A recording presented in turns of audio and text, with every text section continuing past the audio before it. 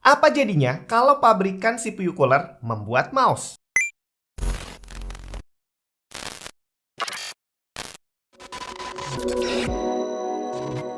Halo semua, Jun di mana? Deepcool, pabrikan yang selama ini kita kenal menjadi produsen CPU cooler, ternyata sekarang sudah mulai merambah pasar mouse gaming.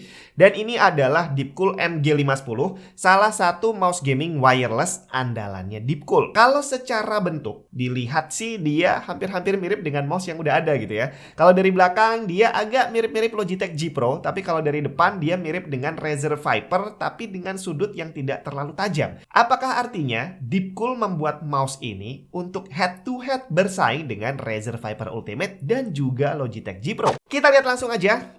Yang pasti Deepcool MG510 ini dia dijual dengan harga di kisaran 1 jutaan. Jadi tidak menutup kemungkinan Deepcool membuat mouse ini sebagai opsi yang lebih murah tapi dengan performance yang nggak kalah dari Razer Viper Ultimate dan juga Logitech G Pro. Secara fisik dia nggak jauh berbeda. Desainnya masih ambidextrous, artinya bisa digunakan untuk tangan kanan atau kiri. Tapi karena tombol ekstranya ada di sebelah kiri, maka lebih ideal mouse ini dipakai untuk tangan kanan. Berat mouse-nya sendiri sekitar 85 gram, jadi nggak bisa dibilang ringan tapi juga nggak terlalu berat. Ada di tengah-tengah lah ya. Kalau dipegang, mouse ini terasa kokoh, bahan plastik yang digunakan juga terlihat bagus, nggak murahan. Cuma sayangnya kalau digoyang-goyang, scroll wheel-nya kocak bre. Cuma tidak mengganggu fungsional. Nah, sekarang kita lihat layoutnya yang sedikit berbeda dengan mouse pada umumnya. Kalau dilihat dari atas, dia menggunakan layout 6 tombol yang sepertinya normal-normal aja. Tapi ternyata di sini ada sedikit yang berbeda. Karena tombol tengah ini, by default, dia ternyata bukan untuk mengatur DPI. Jadi waktu awal saya pakai sempat bingung juga, ini saya pencet-pencet kok nggak ada efeknya.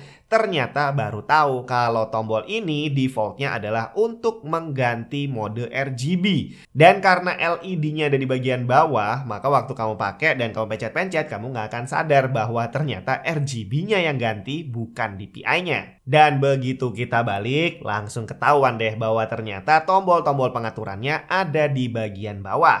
Nah, di bagian bawah ini yang menarik adalah dia menggunakan mousepad dari bahan PTFE yang ternyata glide-nya rasanya nggak kalah dengan mouse yang lebih mahal. Jadi kalau dibilang bahwa Deepcool berusaha menyaingi mouse-mouse yang lebih mahal tadi, sepertinya masih masuk akal. Karena feel-nya saat dipakai nggak kalah bre. Kemudian MG510 ini menggunakan dual connectivity. Dia bisa wireless menggunakan USB dongle atau bisa juga menggunakan kabel. Konektornya udah menggunakan USB-C, standar seperti mouse gaming wireless pada umumnya. Dan seperti biasa, wired mode-nya juga sekaligus untuk ngecas. Sedangkan untuk kabelnya sendiri, secara spek tertulis bahwa dia braided. Tapi kalau dipegang, rasanya malah justru seperti paracord. Kabelnya sendiri ringan, fleksibel, dan tidak terlalu dragging kalau lagi dipakai. Nah, sekarang kita bahas tombol yang ada di bagian bawah. Di sini terlihat ada tombol DPI, report, dan juga ada switch on off.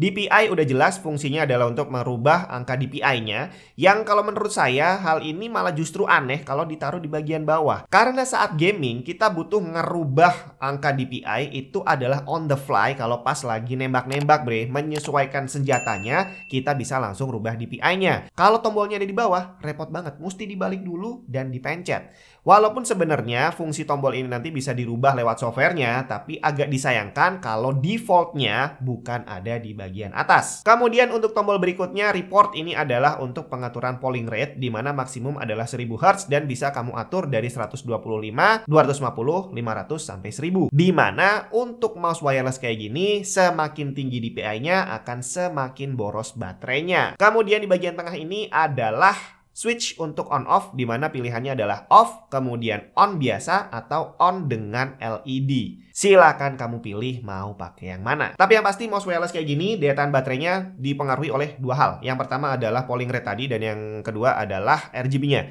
Jadi kalau emang nggak butuh RGB, matiin aja. Kemudian untuk polling rate kalau nggak memang lagi gaming, pasang aja di settingan rendah 125 atau mungkin 250. Dan waktu saya pakai dengan setting RGB off dan polling rate-nya ada di angka 250, itu saya pakai sekitar 2 mingguan baru dia minta dicas. Jadi boleh dibilang lumayan awet baterainya. Sekarang untuk performance-nya. Deepcool MG510 ini menggunakan sensor PAW3370. Ada yang bilang bahwa secara performance dia nggak kalah dari PMW3389 tapi dengan konsumsi daya yang lebih rendah. Ya, intinya sih sensornya termasuk sensor kelas atas. Secara spek, dia mempunyai maksimum DPI di angka 19.000, kemudian punya lift off distance 1 mm. Dan waktu saya cek sendiri, ternyata klaim ini masih bisa dipertanggungjawabkan. Karena pada jarak ketebalan 1 DVD atau sekitar 1,2 mm, dia memang masih bisa gerak-gerak sedikit walaupun nggak terlalu lancar. Tapi begitu ditambahin jadi 2 DVD, berarti 2 mm lebih gitu ya, itu ternyata sensornya udah nggak bergerak sama sekali. Untuk switch yang digunakan adalah Omron dengan durability diklaim mencapai 20 juta klik.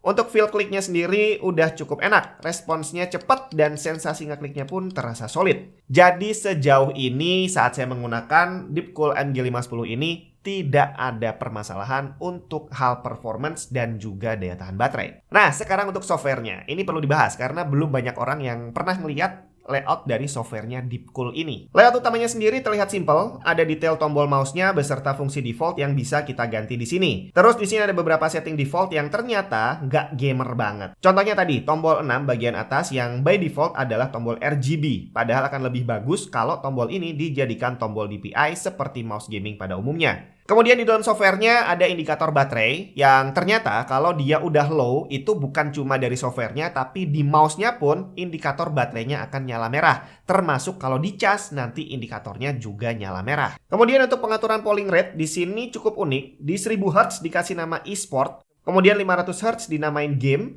250 Hz dinamain office, dan 125 Hz namanya adalah Stromsparen. Apa coba ini ya? Kalau nggak salah itu adalah bahasa Jerman yang artinya hemat daya. Jadi kalau kamu pengen daya tahan baterai paling bagus, ya berarti kamu setting polling rate-nya ada di 125. Kemudian seperti biasa, kamu bisa setting makro di sini dan kamu bisa save juga bikin beberapa profile karena mouse ini udah punya onboard memory 64 KB. Kemudian ada satu setting lagi yang mirip seperti setting mouse di control panelnya Windows. Di mana di sini defaultnya improve pointer precision-nya ini aktif. Buat gamer, kamu nggak butuh opsi ini untuk meningkatkan akurasi. Dan ini juga aneh, kenapa kok defaultnya aktif? Kemudian yang perlu kamu tahu bahwa setting ini ternyata nggak berhubungan dengan settingnya Windows. Jadi kalau di sini aktif, belum tentu di Windowsnya aktif. Jadi pastiin aja bahwa dua-duanya mati. Selain itu, fungsi softwarenya standar lah, seperti software mouse pada umumnya. Nah, sekarang kita masuk ke minus dari mouse ini. Minus yang utama, seperti biasa, komplain saya dari semua device wireless adalah gak ada slot untuk nyimpan USB dongle-nya. USB dongle-nya sendiri udah cukup kecil, jadi sayang banget kalau ternyata nggak dibikinin slot untuk nyimpan langsung di mouse-nya. Dan ini semakin disayangkan karena mouse ini adalah keluaran baru, yang seharusnya dia bisa mengaplikasikan hal-hal bagus apa yang ada di mouse-mouse lain pendahulunya. Kemudian yang kedua adalah soal kabel USB-C-nya. Kabelnya sendiri emang bagus, yang jadi masalah adalah colokannya. Kalau kamu lihat ini colokannya nggak polos bre, jadi di dalam mouse-nya sendiri terlihat ada yang nongol gitu ya di kedua sisi, dan dari colokan USB-nya sendiri juga terlihat ada notch-nya. Dan di sini yang bikin masalah adalah saya nggak bisa nyolokin kabel lain ke mouse-nya, dan sebaliknya kabelnya sendiri juga nggak selalu muat saat mau saya pakai di device yang lain. Jadi singkatnya mouse ini hanya didesain untuk kabel bawaannya dia doang. Ini juga sangat disayangkan karena kalau sampai kabelnya rusak atau hilang, kita bakal repot untuk cari kabel penggantinya. Semoga aja Deepcool menjual spare partnya, dan yang lebih utama, semoga dijual dengan harga yang tidak terlalu mahal. Overall, Deepcool MG510 ini boleh dibilang adalah sebuah gaming mouse yang cukup solid. Apalagi dengan range harga di angka 1 jutaan, ternyata dia punya performance yang tidak kalah dengan mouse yang harganya lebih mahal. Saat ini MG510 ini bukan satu-satunya mouse keluaran Deepcool, tapi kayaknya dia adalah yang terbaik yang mereka punya saat ini. Dan kalau kamu tertarik, cek aja link yang ada di deskripsi.